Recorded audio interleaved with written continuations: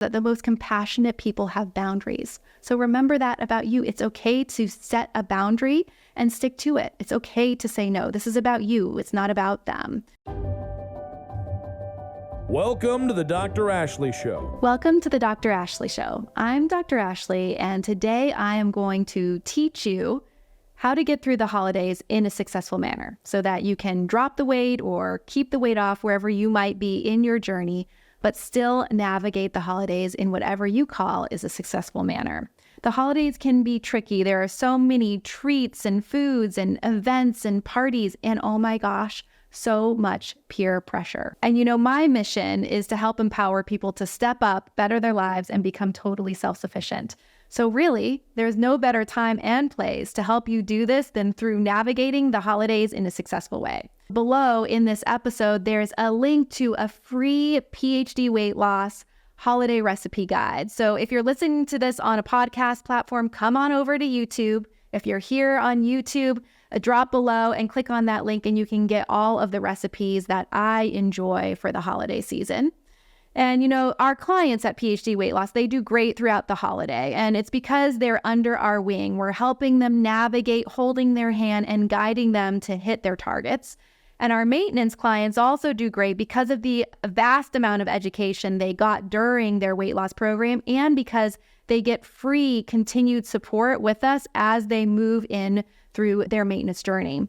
But I still get asked from our clients, how do I navigate through the holidays and still get to enjoy all the foods that I love? How do I navigate through the holidays and not feel restricted or deprived? And then, how do I overcome all of the social pressure that I generally feel? And so the deal is that you can hit your goals throughout the holiday season. But what you need in order to do this is a successful routine, a consistent routine, and then the confidence and the empowerment to be able to stick to it. And that's what I'm going to help you with today. So we're going to talk about routine first, what you need to do to have a successful holiday season. And then we're going to talk about how you can overcome this immense amount of peer pressure that a lot of us get throughout the season. So number one, when it comes to routine, is to plan your day. A basic human need that I talk about a lot in previous episodes is certainty. And you've got to have as much certainty as you can when it comes to your holiday routine. And I know that during the holidays, you might be traveling, you might have family come in, and so you feel like your routine gets completely knocked out of whack. And that's why oftentimes we fall off of our plans, we fall away from our goals, is because of that lack of consistency. So you've got to get as much control as you can. And I know sometimes it's hard. Most of the time for me, whenever I am traveling or I've got people coming over, I've got the most control in the morning time. Generally, you can control when you wake up, and sometimes you have control over the first few hours of your day. So I would encourage you to wake up at the same time and plan your morning. Get some movement in. Plan your stress management, what you might need when you're around all of your family members and friends who you love so much. But that might be journaling or meditation or prayer or whatever that is, but control what you can control. If you are dining out, for example, and you can get your host to tell you where you're going, look up the restaurant beforehand, check out the menu, and pick out what you're going to order. So when you go to that restaurant and all the mayhem is about you, you know what you're going to order. You don't even have to look at the menu. It doesn't matter if your willpower reserve tanks are completely depleted. You know you're going to order the prime rib or the steak with double veggies and which might be cream spinach and mushrooms. Sounds delicious, right? And you don't have to think about anything else. So plan your day and get some certainty in there wherever you can. Number two is to plan your menu and make some smarter substitution choices. So this is going back to my previous episode, but maybe instead of mashed potatoes, you're going to make mashed cauliflower. It might be a baked sweet potato instead of the candied yams. It might be creamed spinach instead of mac and cheese. I don't know if that's a good substitution, but I like it. They're both creamy, right? And if you're going over to someone's house, you're going to an event, bring some of those dishes with you so you know you've got some control in at least the dishes that you're bringing. Be mindful of your meals. So pick 1 to 2 things that you're going to enjoy. 1 to 2 things that just make the holiday special for you or the event special for you, and stick to those 1 to 2 things, and then let the guilt go and enjoy it, and then be smart about the rest of your meal and the portions that you're enjoying. Number 4 is think about movement. Specifically, you want to move before the biggest meal, the biggest event of the day, and then you want to move after it if you can. I really enjoy lifting weights before a big meal because it opens up the muscle cells to be ready to absorb the food that's coming in. And then going for a walk after eating that meal is going to help reduce your blood glucose levels. Some studies show it can reduce as much by 33%. So get out there and move your body. Number 5 is eat as scheduled. Don't go into any event or any big meal hungry. I always advise eating some kind of protein-forward snack or a small meal before you go into an event so that you can choose. You're in control. If there's something good there, something you want to enjoy, you can. Or if you're not hungry and you're just going to have a beverage and sit there and enjoy the celebration and the people around you, then you can. Number 6 is focus on socializing and focus on having gratitude for the people that you're around. Now, I understand that for some people, the holiday season is their favorite and it's full of joy and fun and excitement. And then I understand for others, it is a terrible time of year and it's depressing and full of sadness and unhappiness. And if this is you, my heart goes out to you. And I was just a few weeks ago at a seminar in St. Louis, and there was a lady, her name's Katie, and she owns a restaurant called Katie's Pizza and Pasta. And she was talking about her life story, and it was an amazing life story. And I was just crying tears of sadness, but also tears of joy for her. It was so emotional. And she had a really significant struggle in her life. And she was an alcoholic, I believe, addicted to drugs. And at the lowest point in her life, she had no one. Her family, I wouldn't say left her, although it kind of felt like that at the time, but just had to leave her side so that she could find her own light. She had nothing but a few pairs of clothes that she could hold all of her belongings in a grocery bag, and she didn't even have a phone. And she found herself in a halfway house, and it was over the holidays, and she was down in the dumps at her lowest of lows. She felt like she had failed at everything in life and she had no one with her.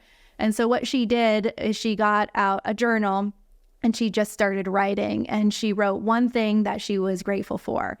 And the one thing turned into 2, turned into 3. And at the end of it, she had this list of things that she was grateful for. And that is the one thing that turned her entire life around.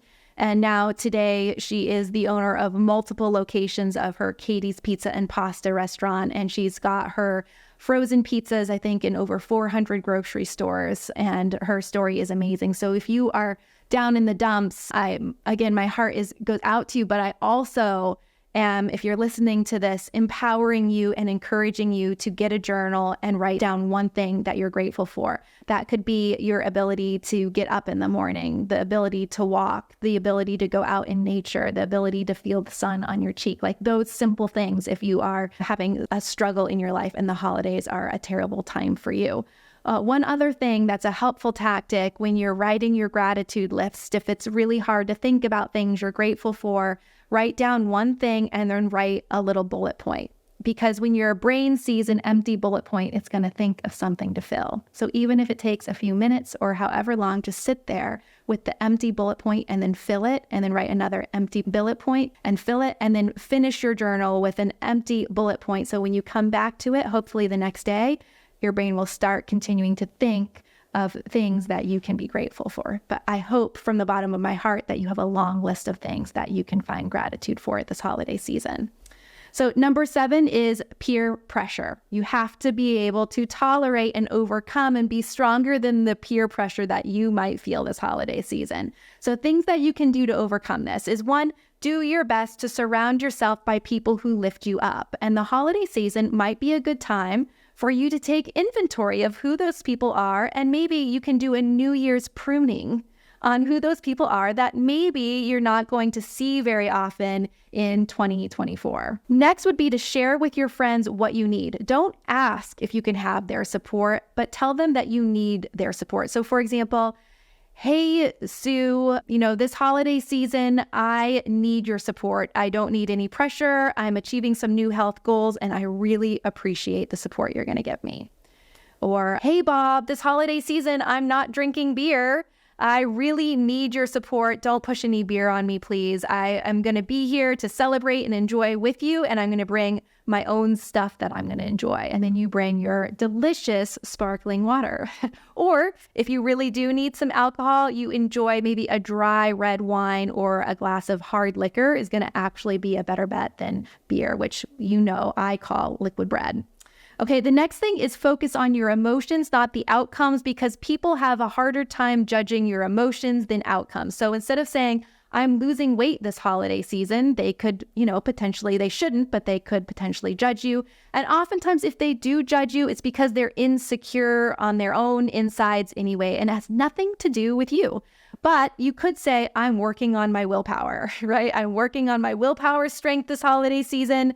I need you to support me. Another thing you can consider is not sharing all the details with everyone. Not everyone needs to know your business. So you could just share with your friend or your family, hey, my gut hasn't been tolerating specific foods lately, so today I'm going to be avoiding a few things. Or if someone asks you, hey, Bob, why aren't you, eating that bread and that pumpkin pie? Oh gosh, my gut's been a bit sensitive. Those foods aren't treating it well. Not everyone needs to know your business. There are specific phrases that you can come back to people with, and I'm going to share a few of those with you. So someone might say, it's my specialty, you have to try it. And you could say, it looks and smells delicious. I can see why it's your specialty, thank you. But right now, I'm really trying very hard to figure out what foods my body likes, and that one's not on my plan at the moment. Or they could say, it's once a year. It's a special occasion. And you could say, you're right. It's a special occasion. I'm definitely celebrating it with you, not just with that insert your drink or food right now. Or they might say, but it's your favorite and I made it just special for you. And you could say, oh my gosh, thank you so much for thinking of me. I really appreciate you making that. And I'm definitely celebrating with you, just not with that food at the moment. So those are some options. But if you're watching this on YouTube, comment below.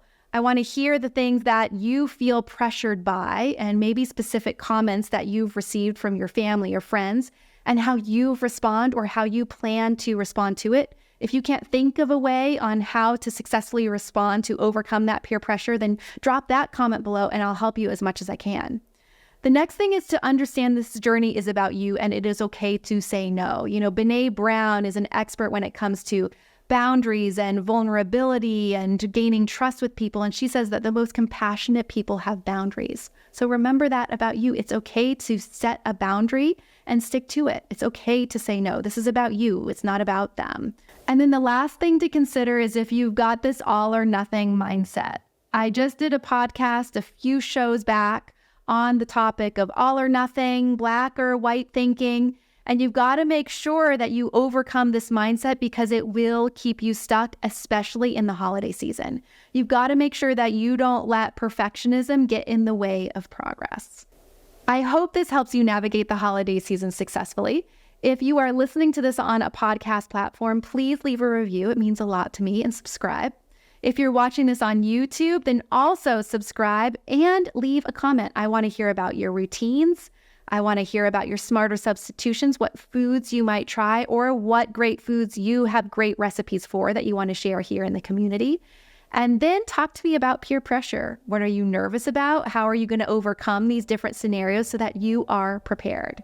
All right, remember that to make a change, you've got to step up. Lead with your heart, train your mind, and do not negotiate with your body. See you next time.